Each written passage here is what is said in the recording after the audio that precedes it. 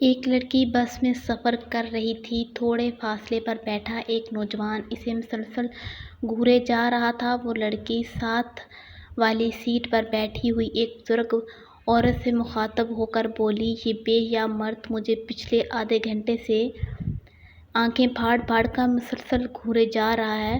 بوڑھی اماں نے ایک لمبی سانس لی اور بڑے اطمینان سے بولی، "بیٹی، یہ وہی کچھ دیکھ رہا ہے جو دکھانے کے لیے تم نے اتنا چست لباس پہنا ہوا ہے۔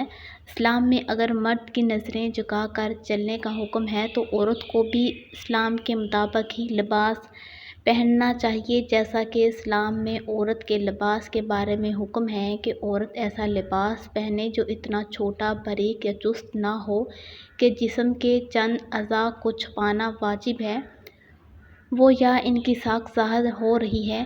جو عورتیں پردہ کرتی ہیں انہیں تو اپنے آپ پر فخر ہونا چاہیے، کیونکہ دنیا میں کتابیں تو بہت ہیں مگر غلاف صرف قرآن پاک کو ہی چڑھایا جاتا ہے۔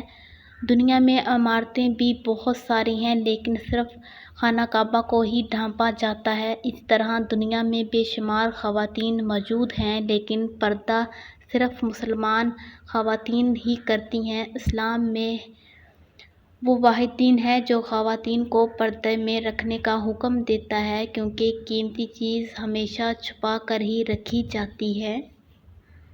اسلام نے خواتین کو عزت و رحمت کا جو مقام بخشا ہے اور اس کے تقدس کی حفاظت کے لیے جو تعلیمات دی ہیں، وہ دنیا بھر کے مذاہب اور اقوام میں ایک منفرد حیثیت کی حامل ہیں۔ اسلام نے ایک طرف عورت کی حرمت اور دوسری طرف اس کے جائز تمدنی اور معاشرتی حقوق کا تحفظ کرنے کے لیے جو احکام عطا فرمائے ہیں، ان کی حکمتوں کا احاطہ انسانی عقل کے ادراک سے بالاتر ہے۔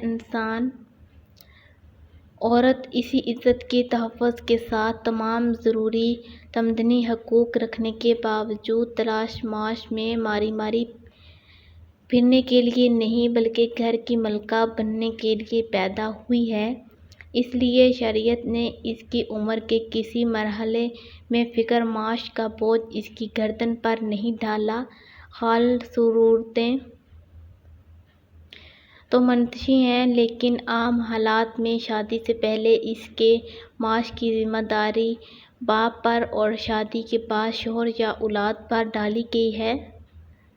لہٰذا ناگزیر ضرورتوں کو چھوڑ کر عام طور پر ایسی معاش کے لیے سڑکیں چھاپنے کی ضرورت نہیں۔